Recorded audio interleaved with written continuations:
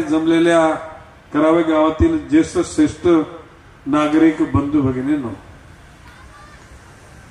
खरं म्हणजे नवी मुंबई म्हणजे ठाणे बेलापूर पट्टी 27 गाव, डोंगर एका बाजूला खाडी आणि मधून जाणारा ठाणे बेलापूर रोड.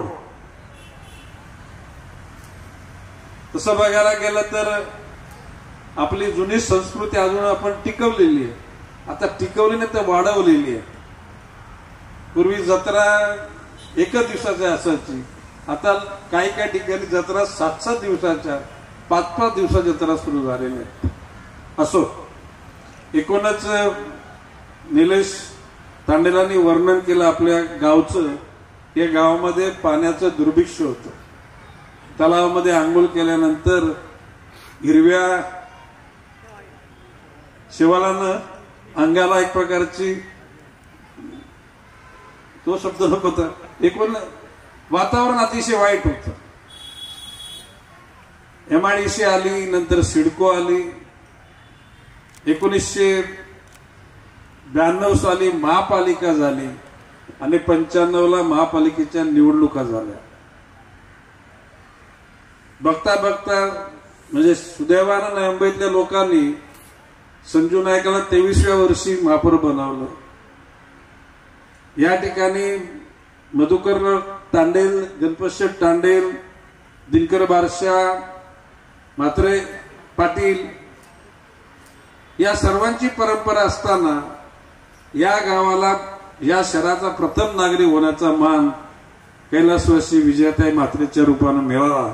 तो कराव्या गावासाठी फार मोठा गौरवाचा दिवस होता.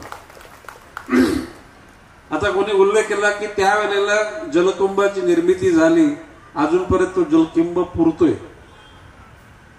आता नवी मुंबई करता पूर्वे धरण घेतलं, त्यावेळेला काही लोकांनी, आता त्या वाईट अर्थाने सांगत नाही, त्याला काय बोललं तर त्या धरणामध्ये कबड्डी खेळायला लागेल.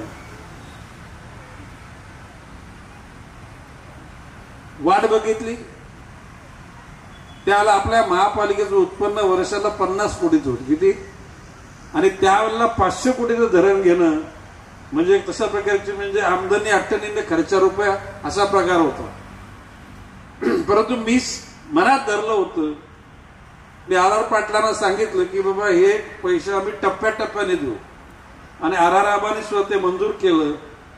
आज ते धरण बांधायचं झालं तर 6,000 कोटी रुपये खर्च. किती? 6,000 कोटीच्या किमतीचं धरण आहे आणि धरणाच्या खाली 200 एकर जागा शिल्लक आहे. म्हणजे भविष्य काळामध्ये 200 एकरामधून जादूच करायची आपल्याला. एकूणच 2000 साली मी शब्द दिला होता की 20 वर्ष घरपट्टी पाणीपट्टी वाढवणार नाही. वाढली का? मी आज पुन्हा बोलतो, आणखी 20 वर्ष घरपट्टी पाणीपट्टी वाढवू देणार. निलेशने सांगितलं मग उत्पन्न कुठून येणार आहे ना. ज्याच्या मनामध्ये जनसामान्याविषयी प्रेम असतो तो मार्ग शोधतो. आता हे पाणी सुद्धा मोरगाचं जास्त दिवस टिकणार नाही. सुमित्र शॉर्टेज येईल, आणि म्हणून मंत्रालयामध्ये बैठकीत टाटा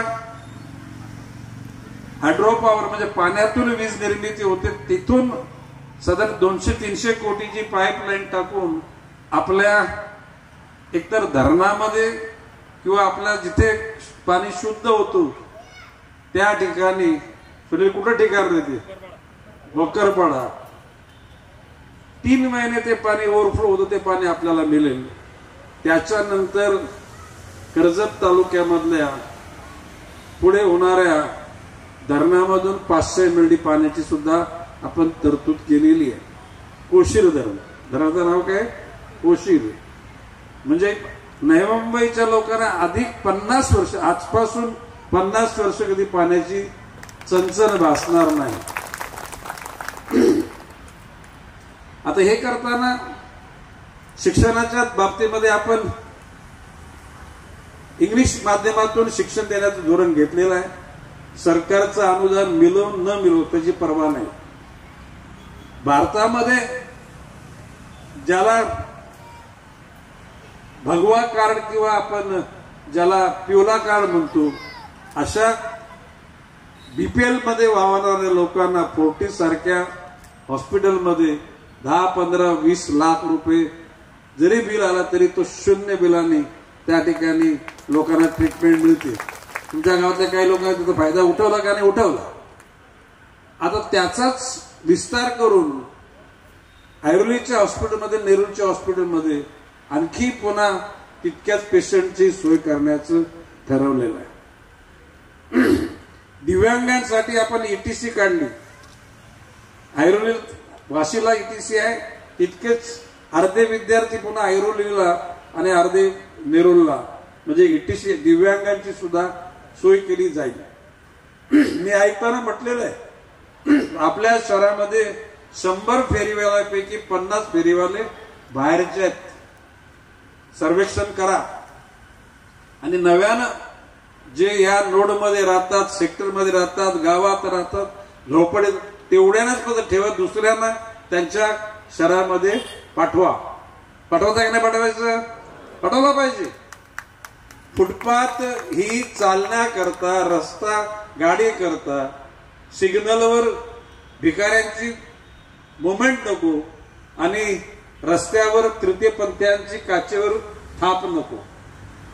या सर्व गोष्टी करण्याकरता मी ऐकताना सांगितलेलं आहे आणि लवकरच एक 10-12 दिवसामध्ये सर्वेक्षण सुरू होईल. सिडकोकडून भूखंड घेऊन फुटपाथच्या ऐवजी हॉकर्स प्लाझामध्ये बिल्डिंगही बांधल्या जातील. त्या ठिकाणी आपल्या गावच्या झोपडीच्या शहरातल्या तरुणांना रोजगार मिळण्याकरता हॉकर्स प्लाझामध्ये दुकानं दिली जातील. भिकाऱ्यांना काय रस्त्यातून फेकून नाही देणार. त्यांना जवळकीच्या नात्यानं जवळ घेऊन ते खरोखरच भिकारी आहेत का त्यांना भिकारी कोणीतरी बनवलंय याचा सुद्धा अभ्यास होईल. त्यांचं आरोग्य बघितलं जाईल, त्या लहान मुलांना शिक्षण दिलं जाईल, जे तंदुरुस्त होतील त्या भिकारी लोकांना नोकरी दिली जाईल. तृतीयपंथी लोकांना सुद्धा सिडकोकडून मिळालेल्या जागेवर इमारत बांधली जाईल, त्यांची राहण्याची व्यवस्था केली जाईल, त्यांना नोकऱ्या दिल्या जातील. प्रसंगी समूह बनवून, ग्रुप बनवून त्यांना कर्ज देऊन त्यांचा रोजगार निर्माण होईल. म्हणजे कुठल्याही माणसाला त्या ठिकाणी कुठेतरी असा दुर्लक्षित करून त्यांचं जीवन संपवण्याचा विचार नाही, तर त्यांचं जीवन सुकर करण्याचा निश्चितपणे विचार आहे. आरोग्याबाबतीमध्ये सुद्धा तुम्ही जर वाशीच्या हॉस्पिटलला गेलात तर अशा दर्जाचे ऑपरेशन थिएटर आहेत, जर्मन टेक्नॉलॉजी, ते दिल्लीमध्ये सुद्धा नाहीत आणि ते मुंबईमध्ये सुद्धा नाहीत. आता तुम्ही बोला कारण गणेश नाईक असं बोलतोय, दिल्लीत पण नाही आणि मुंबईत पण नाही. जाऊन एकदा व्हिजिट करा आपल्या वाशीच्या हॉस्पिटलला. 7 ऑपरेशन थिएटर आहेत. त्याच्यानंतर परत 2 ऐरोलीला आणि 2 नेरूरला पण सुरू होणार. म्हणजे सर्वार्थानं परिपूर्ण असलेली महापालिका बनवण्याचा आपला विचार आहे. आता झाडांच्या विषयी माझं तर पूर्वीपासूनच आहे.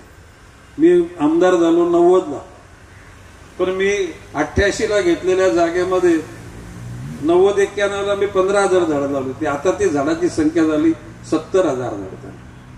आता अरविंद बोलत की आपला कोणतरी म्हणजे आपला स्वर्गवासी झाला का एक झाड लावायचं असतं माहिती ना.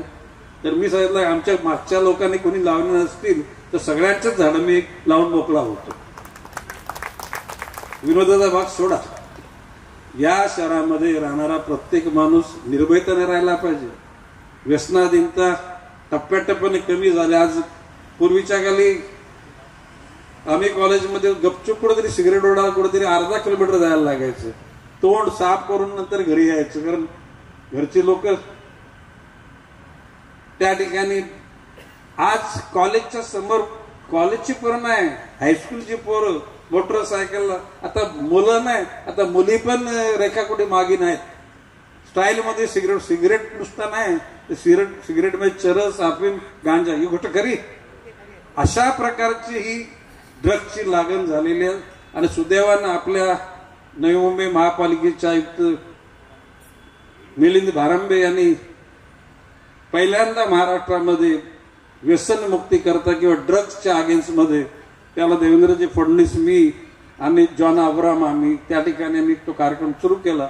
आज महाराष्ट्रामध्ये त्याचा प्रसार पण अजून कालच काहीतरी 1800 कोटी रुपयाचं पकडलं गुजरातला समुद्रामध्ये.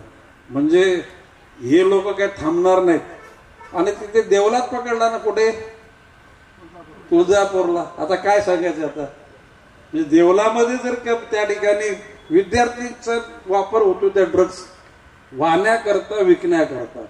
असो, एकूणच विनोद म्हात्रे सारखा अतिशय समाजाला बांधून घेतलेला कार्यकर्ता त्या ठिकाणी कराव्या गावची सेवा आजवर केली, म्हणजे या सगळ्याच लोकांनी केलेली आहे. आता बीएमटीसीच्या बाबतीमध्ये प्रत्येकाला 10 लाख रुपये झाला ना, मिळायला सुरुवात झाली का? होईल, आता होईल, लक्षात आला का?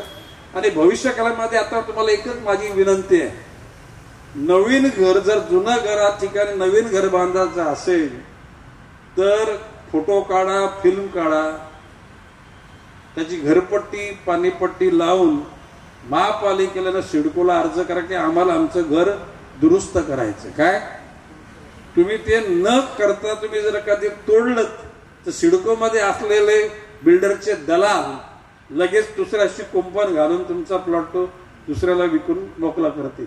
काय बोललो मी? फक्त अर्ज करा आणि तुमच्याकडे रेकॉर्डला ठेवा. मी ऑलरेडी बोललोय. आणि लवकरात लवकर गावाच्या बाबतीमध्ये मूल गावठाण, गावाच्या बाहेरचं बांधकाम, LIC मधलं बांधकाम, झोपडपट्टीचं बांधकाम याकरता धोरणात्मक निर्णय घ्यायचं शासनाने ठरवले. आणि त्यामध्ये नवी मुंबईमध्ये फॉर्म्युला 44 आपल्याच नवी मुंबईमधून चालू होईल. तो अख्ख्या महाराष्ट्राला पडेल.